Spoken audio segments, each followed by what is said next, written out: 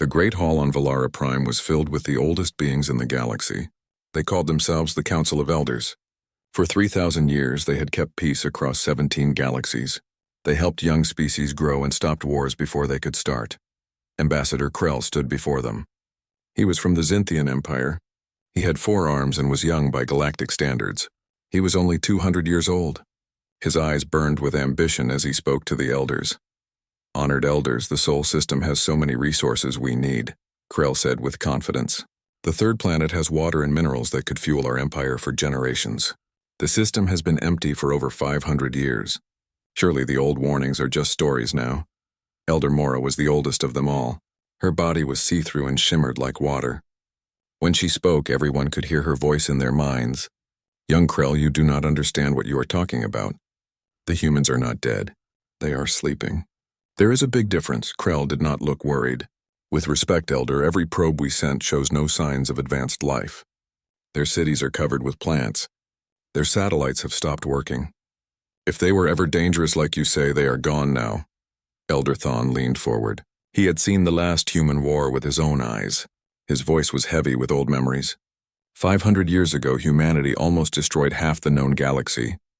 They fought a war called the Unification War. But they fought themselves, Krell. Their own people. They made weapons that made our best technology look like toys. When they finally made peace, they chose to be alone. They told us to never bother them. We gave our word, but they are gone now. Krell pushed back. All our scans show nothing active. Maybe they destroyed themselves. The Sol system is just sitting there waiting for us. The elders talked to each other in silence, their minds joined together in an ancient way. Finally, Elder Mora spoke again. "The archive has records of what humanity can do. Before you do this foolish thing, you will watch them. Then if you still want to go to the Sol system, we cannot stop you. But know this. We will not help you when things go wrong." Krell was taken to the Forbidden Archive. This was a vault that held records of the galaxy's most dangerous moments. The keeper was a being made of pure energy named Vel. He appeared next to Krell like a ghost. "You want to know about humanity?" Vel asked. His voice echoed in the empty space. "Very well. But remember, you were warned." The holographic display turned on. It showed Earth as it was 500 years ago. Cities of metal and glass reached up to the clouds. Ships moved between planets easily. But then the images changed to show war. Krell watched with growing fear as human fleets moved through space.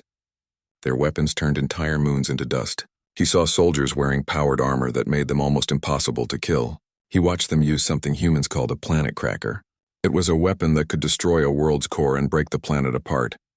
But what scared him most was watching human commanders calmly talk about losing billions of people like it was normal. They fought with a fury that made no sense. Where other species would give up, humans kept fighting. Where others would ask for peace, humans demanded total victory. This was humanity fighting itself, Vel explained. Now imagine what they would do to an outside enemy. The final image showed a human woman. Her name was General Kate Morrison. She stood in the ruins of a great battlefield. Her words were translated into Krell's language. "We have proven we can destroy anything, including ourselves. Now we will prove we can build something better. We are going dark. Do not wake us up." Krell left the archive feeling shaken, but his pride was still strong. His ambition pushed him forward. He was sure that the old warnings were just exaggerated stories. He would claim the Sol system and prove the elders wrong. Within one cycle, his fleet was ready. 50 warships, the best the Zynthian Empire had. They were equipped with the finest technology the galaxy could offer. As they left for the Sol system, Elder Mora watched from Valara Prime. "He will learn," she said softly to the other elders. "They always do. But the price of that lesson might be higher than any of us want to pay." The fleet jumped to hyperspace. It disappeared in a flash of light. The council chamber became silent. The elders began to prepare for the worst. They hoped that maybe humanity really was dead. They hoped the warnings had been for nothing. But deep in the Sol system, on a world that looked dead to all scanning technology, something began to stir. Automated systems that had been sleeping for 500 years started to wake up. Defense protocols turned on, and in underground facilities that covered the entire planet, humanity began to open their eyes. The computers had been waiting for this moment. They had one job. If anyone entered the Sol system without permission, wake up the humans. Now that job was starting. Cryopods all over Earth began their wake-up sequences. On the Moon, in underground cities on Mars, in hidden stations throughout the system, humans were coming back to life. The elders had warned Krell. They had shown him the truth. But he had ignored them. Now the galaxy would remember why humanity was feared. They would learn that some warnings exist for very good reasons. And they would discover that waking a sleeping giant, even after 500 years, was the worst mistake anyone could make. The humans had chosen to sleep because they knew how dangerous they were. They had decided to remove themselves from the galaxy to protect everyone, including themselves. But now someone had entered their home without asking. Someone had ignored the warnings, and humanity was about to remind the galaxy why those warnings existed in the first place. Krell's fleet moved deeper into the Sol system, unaware that every move they made was being watched. Unaware that beneath their feet on the planet they thought was dead, an entire civilization was waking up. And unaware that they had just made the biggest mistake in galactic history. The Xinthian fleet came out of hyperspace at the edge of the Sol system. Their sensors immediately started scanning everything. Krell stood on the bridge of his flagship with a proud look on his face. "Give me a status report," he ordered. His tactical officer was named Voss. He was an older soldier with many years of experience. He looked at his displays carefully. "Sir, the system looks just like we predicted. Multiple planets, one asteroid belt with lots of minerals. The third planet shows signs of old civilization but no active energy signals." "Perfect," Krell said with satisfaction. "Begin mining operations on the asteroid belt. Send survey teams to the third and fourth planets." As the fleet spread out to start their work, none of them saw the small changes happening throughout the system. Old satellites that looked like space junk began sending signals. Deep under Earth's surface, inside facilities built to survive anything, lights started turning on. Commander Jake Sullivan opened his eyes for the first time in 500 years. The cryopod made a hissing sound as it released him. Around him, thousands of other pods were starting their wake-up sequences. The automated systems had done their job perfectly. They had kept humanity in frozen sleep while the galaxy forgot about them. "Status," Jake said. His voice was rough because he had not used it for so long. The AI computer answered right away. "Commander Sullivan, welcome back. Current date is 517 years after isolation. Perimeter alert has been triggered. Unknown fleet has entered Sol system and started taking resources." Jake pulled himself out of the pod. His body was already getting used to being awake. He had been a soldier in the Unification War. He was one of the few who survived the whole thing. He had also helped plan the Great Sleep when humanity decided to leave galactic affairs. "Wake up the command staff. Start Defense Protocol Omega. And show me these visitors." Within minutes, Jake stood in the command center with other officers who were waking up. Major Amy Fletcher was his old friend and tactical specialist. She looked at the holographic display showing the alien fleet. 50 capital ships, she said. "Advanced technology, but not better than our last generation. They are mining the belt and sending teams to Mars. Have they tried to contact us?" Jake asked. "No, sir. They seem to think the system is empty." Captain Ben Torres had been reading the automated logs. He looked up with concern. "Sir, according to our files, we left clear warnings with the Galactic Council. These ships are Xinthian. They were barely in space when we went to sleep. Someone should have told them to stay away." Jake's face became hard. Then someone chose to ignore the warnings. "Power up the defense grid. I want every orbital platform online. Wake the fleet crews, and send a message to our visitors." "What should it say, sir?" "Keep it simple. Say this: you have entered human space without permission. Leave immediately or face consequences. Send it on all frequencies." On Krell's flagship, the communications officer suddenly sat up straight. "Ambassador, we are receiving a transmission from the third planet." Krell turned quickly. "That is impossible. Our scans showed no active technology." "Nevertheless, sir, the message is clear." The officer played the audio. The voice was human. It spoke in perfect galactic standard language. The words were polite but had a clear threat behind them. Krell felt a chill go through his body despite his confidence. "What should we do?" Voss asked quietly. Krell's pride fought with his survival instinct. "Ignore it. It is probably just an automated system. Something left behind. Continue our work. But even as he gave the order, his sensors started showing something impossible. Energy signatures were appearing all across the system. Orbital platforms that had not been visible before were turning on. And on the third planet, huge underground facilities were revealing themselves. On Earth, Jake watched as more and more systems came online. Humanity had spent decades before the Great Sleep preparing for this moment. They had built defenses that could protect the entire system. They had hidden their cities underground and their ships in shielded hangars. They had turned Earth itself into a fortress while making it look dead to outsiders. "Sir, we have full system awareness," Amy reported.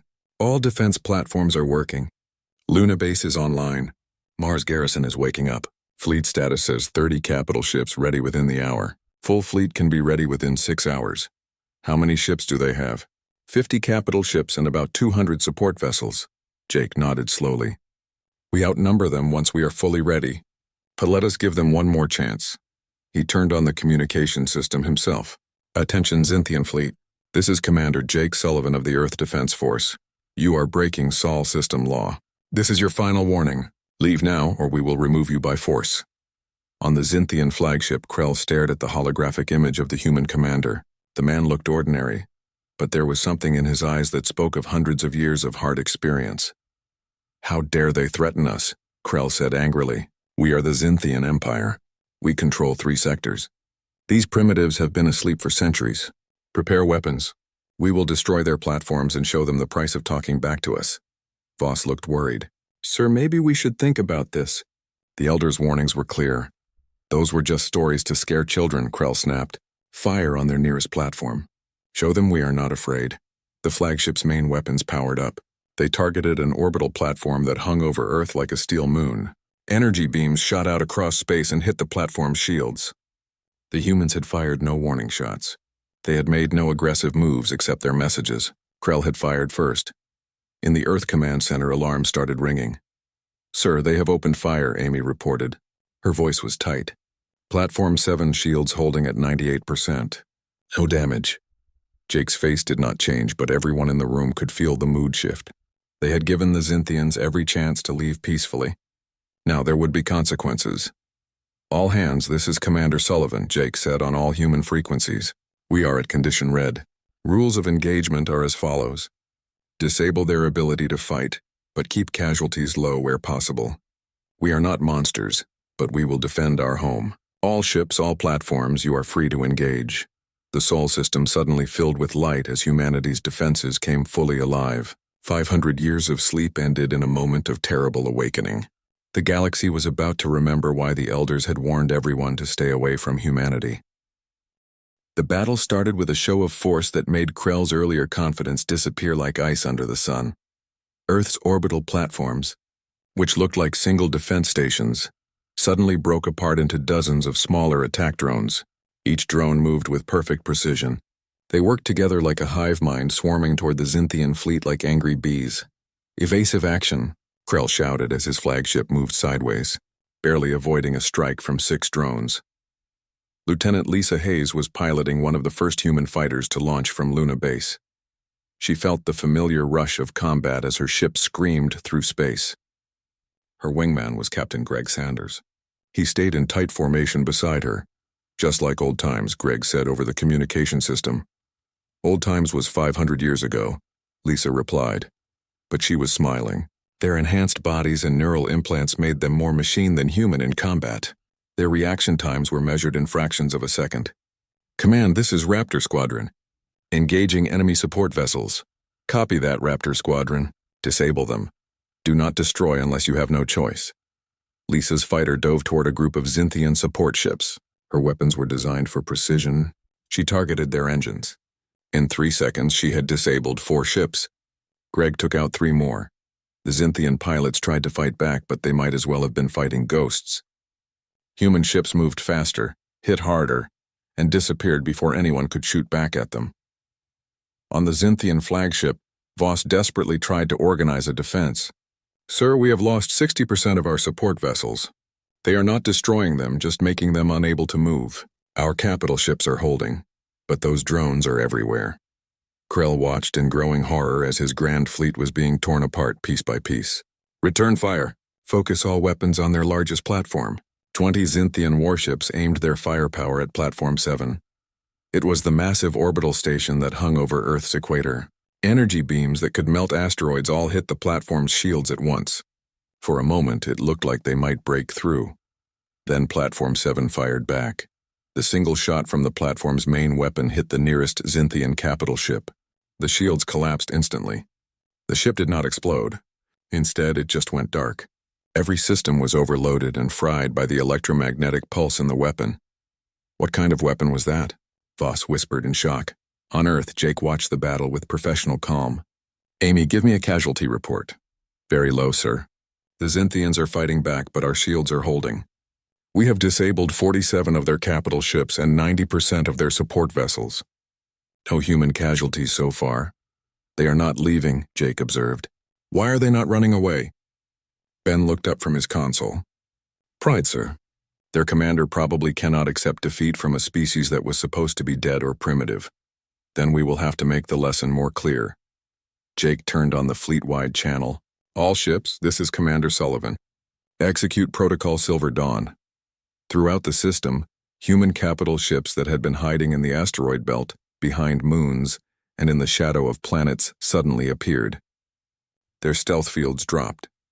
30 huge warships, each one 3 times the size of Krell's flagship, showed up on Xinthian sensors like ghosts becoming real. The lead ship was called the Unity. It was commanded by Captain Nicole Parker. She opened a direct channel to the Xinthian flagship. Ambassador Krell, this is Captain Parker of the Earth Defense Force.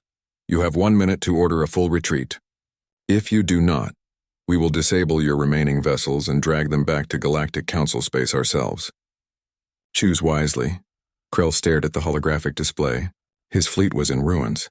These humans had appeared from nowhere. They fought with precision and power that was beyond anything he had imagined. And they had not killed a single one of his people despite having every chance to do so. The Elder's words came back to him. They fought themselves, and in doing so they made weapons that made our best technology look primitive. Sir? Voss asked quietly. What are your orders? Krell's voice when he finally spoke was empty of emotion. Signal full retreat. All ships, leave the Sol system immediately. The remaining Xinthian vessels, damaged and disabled, started moving slowly toward the edge of the system. The human ships did not chase them, but they watched carefully, making sure the retreat was complete. In the Earth Command Center, Jake watched them go. Amy, send repair drones to their disabled ships. Make sure they can all get home safely. Sir? Amy looked surprised. After they attacked us? We made our point, Jake replied. Now we show them mercy. That is what separates us from what we were during the Unification War. We have learned to balance strength with wisdom. As the last Xinthian ship crossed the system boundary, Jake sent one final message. Ambassador Krell, the Elders warned you for a reason. We chose isolation not because we were weak, but because we were too strong. We almost destroyed ourselves, and we refused to bring that violence to the galaxy. But we will defend our home. Take this message back to the Council. Humanity is awake. We are not interested in conquest or taking over other worlds, but the Sol system is ours and we will keep it. Tell them we hope to rejoin the galactic community someday. On our terms. Until then, stay away. The message ended. Krell sat down heavily in his command chair. His career was over. His fleet was broken. But everyone was alive. All alive despite his foolishness. The humans could have destroyed them all in minutes, but they chose mercy instead. Perhaps, he thought with bitterness. That was the most scary thing of all. They had the power to destroy but chose not to use it. What kind of species gets that level of control over themselves? The Xinthian fleet limped away from the Sol system. They left behind a warning that would echo through the galaxy. The Elders were right. Humanity should never have been awakened. But now they were awake, and the galaxy would have to deal with the consequences. In the council chamber on Valara Prime, Elder Mora felt the disturbance even before the message arrived. She had known this would happen. She had warned Krell, but young species never listened until it was too late. The question now, she said to the other elders, is not whether humanity is dangerous. We already knew that. The question is whether they have truly changed, or whether this mercy is just a temporary kindness before they return to their old ways. We will watch, Elder Thon replied, and we will hope that 500 years of sleep has taught them what war could not. The galaxy held its breath, waiting to see what humanity would do next. The Galactic Council chamber was in chaos when Krell's report reached them. Representatives from dozens of species shouted over each other. Their different ways of communicating created a storm of noise and alarm. Elder Mora called for silence. Her consciousness radiated authority that everyone could feel. When the chamber finally became quiet, she spoke with heavy resignation. "We warned you, Ambassador Krell. Now the question is, what have you unleashed?" Krell stood before them. His forearms were held in a position that showed he was sorry. His career was destroyed. His reputation was ruined. But worse than that was knowing what he had done. "Honored elders, I was wrong. The humans were exactly as dangerous as you said, maybe even more so. But they showed restraint. They could have destroyed us completely, but instead they disabled our ships and sent repair drones to help us. Restraint that comes from strength is still strength," Elder Thon said in his deep voice. "The question now is whether humanity will return to isolation, or whether your actions have forced them onto a different path." On Earth, that same question was being discussed in the command center. Jake had brought together his senior staff and civilian advisors, who had been awakened to help guide humanity's next steps. Dr. Sophie Wright was a xenosociologist. She had studied galactic politics before the Great Sleep. She reviewed the intelligence they had gathered from Xinthian communications. "The Council is in an uproar. Some species want to send diplomatic missions. Others want to put a quarantine around our system. There is a lot of fear out there." "Can you blame them?" asked Commander Chris Martinez. He had led the defense of Mars during the battle. "We just took apart a modern galactic fleet like they were training targets. 500 years ago, we were the monsters in everyone's nightmares. Now we have proven to be worse than they remembered." "Not worse," Jake corrected. "Different, we have grown. The question is this: do we stay hidden and hope they leave us alone? Or do we talk with the galaxy and show them what we have become?" Major Amy Fletcher leaned forward. "If we hide again, someone else will eventually come looking. Krell's ambition is not unique.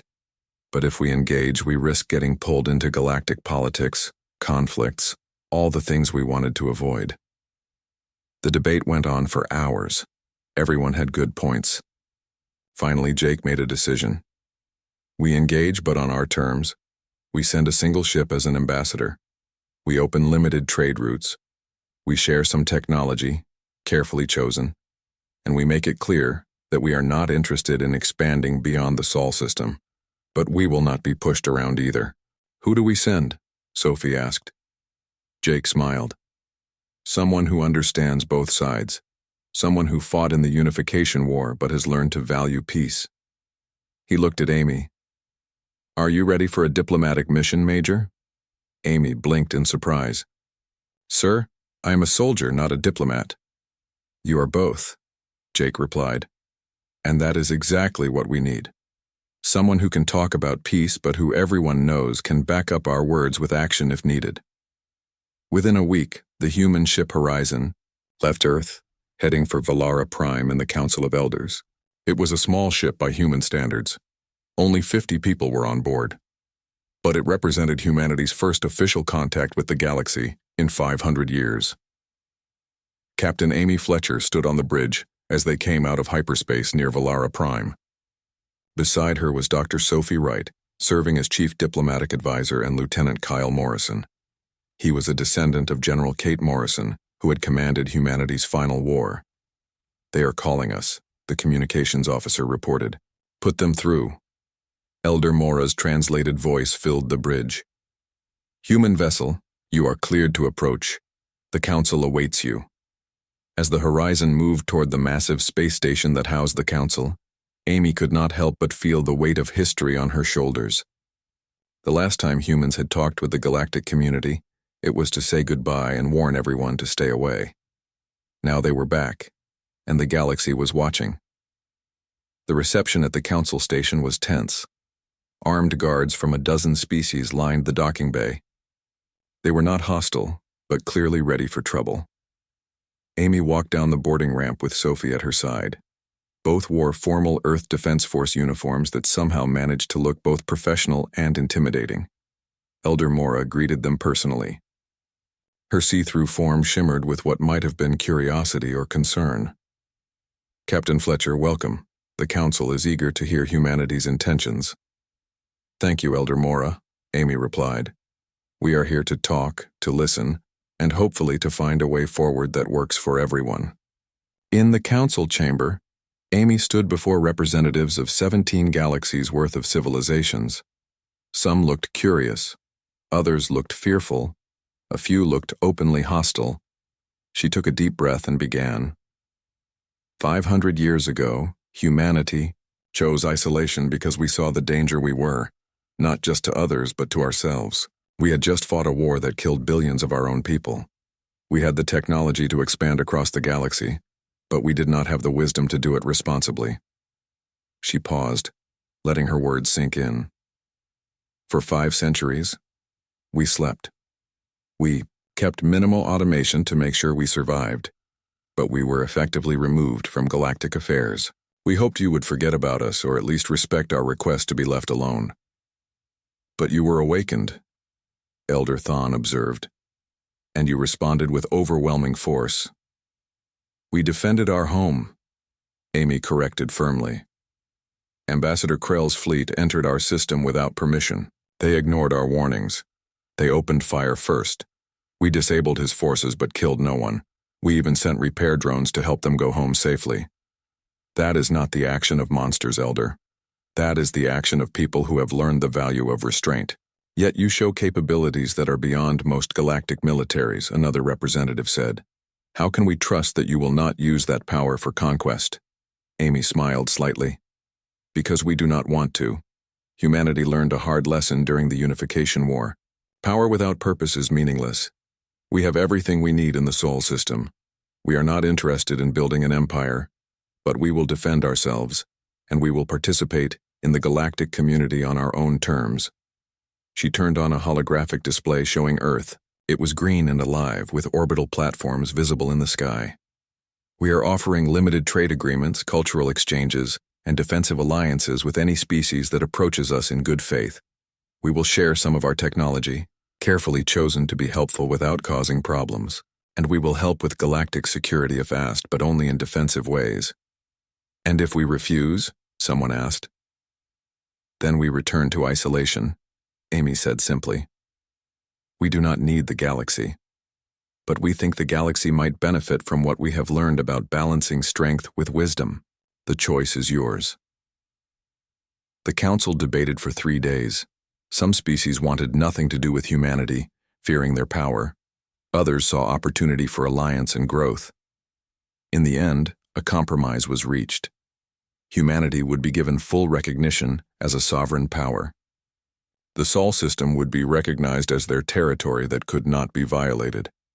Limited trade and diplomatic relations would be set up with any species that chose to participate. And humanity would be given a seat on the Council as observers, though they could not vote. As the Horizon prepared to leave, Elder Mora visited Amy one final time. You have surprised us, Captain Fletcher. We expected the humans of old, the warriors who only knew destruction. Instead, we have met people who have learned to balance strength with mercy. Amy nodded. We are still learning, Elder, but we are trying to be better than we were. That is all anyone can do. Indeed, Mora agreed. Perhaps there is hope for the galaxy after all, if even humanity can change. The Horizon jumped to hyperspace, carrying news that would change galactic politics for generations. Humanity was awake, powerful, and surprisingly peaceful. The galaxy would have to adjust to a new reality. The most fearsome warriors in known space had become unexpected advocates for restraint and wisdom. 3 months after the Horizon's diplomatic mission, the Sol system was no longer the isolated fortress it had been for 500 years. Carefully controlled trade routes had been set up with 7 different species. Human scientists worked with galactic researchers on projects from medical advances to cleaner energy sources. And Earth's defense platforms, while still powerful, now served as much as symbols of protection as actual weapons. Commander. Jake Sullivan stood in the newly reopened Global Assembly, Hall, this was a huge chamber that had once hosted the debates that led to the Great Sleep. Now it was filled with humans awakened from cryo-sleep, all eager to understand the new galaxy they had rejoined. The question before us, Jake spoke to the assembly, is simple. Who are we now? We went to sleep as a species torn by war, hurt by our own ability to destroy. We wake to find ourselves changed, or at least changing. So I ask you all, what kind of humanity do we want to be? Dr. Sophie Wright, who had returned from Valara Prime as a hero, spoke up. We have an opportunity that few species get. We chose to step away from the galaxy to think and heal. Now we return with knowledge of what we were and a vision of what we could become. We should be the example of redemption. Not everyone agreed. General Danny Brooks was a hardliner who had fought in the worst battles of the Unification War. He stood with his arms crossed. We are being foolish. The galaxy respects strength, not philosophy. We should expand our territory, get more resources, make sure humanity is dominant before someone else decides to test us again. We tried dominance, Captain Ben Torres argued. He was now serving as Earth's chief of staff. We dominated each other into near extinction. Is that really the path we want to take again? The debate was fierce, but slowly a common ground emerged. Humanity would follow what they called the balanced path. They would keep strong defenses while actively seeking peaceful cooperation. They would share knowledge but protect critical technologies. They would help defend weaker species from aggression, but refuse to become galactic police. Most importantly, they would remember. Every child awakened from cryo-sleep would learn not just about human achievements, but about human failures. The Unification War would be taught in painful detail, not as a source of shame, but as a warning of what happens when power grows faster than wisdom. Meanwhile, in orbit, Major Amy Fletcher supervised the construction of humanity's first diplomatic station. The Dawn Station would serve as a meeting point where galactic representatives could interact with humans without entering Earth's atmosphere. It would be neutral ground, a symbol of humanity's commitment to engagement without taking over. Captain Parker's ship is requesting docking clearance, her assistant reported. Amy smiled. Nicole Parker had been running supply missions between Earth and various trade partners. She was becoming humanity's unofficial goodwill ambassador. Granted. Tell her I will meet her in the observation lounge. The two women met with genuine warmth. They were old friends adapting to new roles. Through the lounge's clear walls, Earth hung like a blue jewel against the darkness of space. How are our neighbors treating you? Amy asked. Nicole grinned. Better than expected. The Vryn merchants love our steel alloys. The Keltar scientists cannot get enough of our medical data. And the Xinthians, believe it or not, have been working very hard to make amends. Ambassador Krell? Retired in disgrace, but the new Xinthian ambassador seems like a good person. He sent a formal apology and a gift. It is a collection of galactic history from the past 500 years. Apparently they want us to understand what we missed. Amy nodded, looking out at Earth. You know what strikes me most about all of this? We spent 500 years hiding because we were afraid of what we might do to the galaxy. Turns out the galaxy might need us after all, just not in the way we expected. How do you mean? We are the species that chose to stop. That looked at our own power and said no more. In a galaxy where everyone is fighting for advantage, we are the ones who stepped back. That makes us unique, Nicole. Maybe that is our real contribution, showing that strength does not have to equal aggression. On Valara Prime, the Council was indeed taking notice. Elder Mora watched as reports came in from various species that had begun trading or working with humanity. The humans were proving to be fair partners. They were technologically generous without being arrogant. They were strong without being bullies. They have changed, Elder Thawne observed. Or perhaps they have simply grown up. The question, Mora replied, is whether this peace will last. Humans live long lives, but they are not immortal. What happens when this generation passes and new humans who did not experience the Unification War themselves take control? They are preparing for that, Thawne said, showing a report from human education programs. They are making their lessons permanent. They are making sure every generation understands the cost of unchecked power. Then perhaps, Mora said softly, we are seeing something rare, a species learning from its mistakes before those mistakes destroy it. If they succeed, they could be the most important civilization in galactic history. Back on Earth, Jake Sullivan walked through the memorial gardens. Holographic displays showed the faces and stories of the billions who had died in the Unification War. It was a place of remembrance, but also of hope. It reminded humanity of the cost of conflict and the value of peace.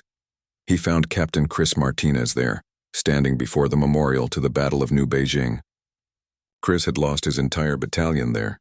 Still haunts you? Jake asked quietly. Every day, Chris admitted. But now it means something different. We died so that others might learn. That is a purpose I can live with. The Council wants to create a joint peacekeeping force, Jake said. Several species contributing ships and people to help protect developing worlds from aggression. They have asked for human participation. Chris turned, surprised. They trust us that much? They trust us to understand the cost of war better than anyone else. We would be the voice of restraint, the ones pushing for diplomatic solutions before military ones. Jake paused. I am putting together a team. Are you interested? Chris looked back at the memorial, at the faces of the fallen. Yes, I am. Those people did not die for nothing. If we can use what we learned to help others, then maybe it all meant something. 6 months after the Awakening, the first joint human galactic peacekeeping mission went to a system on the edge of civil war. The human group, led by Captain Chris Martinez, did not fire a single shot. Instead, they helped with negotiations. They shared conflict resolution techniques learned from humanity's own painful history. They helped the fighting sides find common ground. The mission succeeded. War was stopped before it started. And across the galaxy, species began to see humanity not as sleeping monsters but as reformed warriors who had learned the greater strength of peace. On Earth, in the Global Assembly Hall, they built a new monument. It showed 2 figures, one sleeping and one awake, with words written in every known galactic language. Here lies the lesson of humanity. We slept not from weakness but from wisdom. We wake not to conquer but to contribute. Let this be remembered. True strength lies not in the power to destroy but in the wisdom to build. Commander Jake Sullivan stood before it during the dedication ceremony. He was surrounded by humans and aliens alike. 500 years ago, he said, we made a choice to step away from the galaxy because we feared what we might become. Today we make a new choice. To step forward as partners, as teachers, as students, and as friends. We carry the weight of our history, but we will not be defined by it. We are humanity and we choose to be better. The assembly erupted in applause. Human and alien voices joined together in approval, and in that moment something shifted in the galaxy. The species that had been everyone's greatest fear became their greatest hope. Not because they had forgotten how to fight, but because they had learned when not to. The elders had warned everyone not to awaken humanity. Someone had ignored them, and the galaxy would never be the same. But perhaps in the end, that awakening was exactly what the galaxy needed. A reminder that even the most dangerous species could change, could grow, could choose wisdom over power. Humanity was awake, and this time, they were ready not just to survive, but to help others thrive. The new dawn had begun, and it shone with unexpected promise for all. The lesson was clear. Strength without wisdom leads to destruction, but strength combined with wisdom could change the galaxy for the better.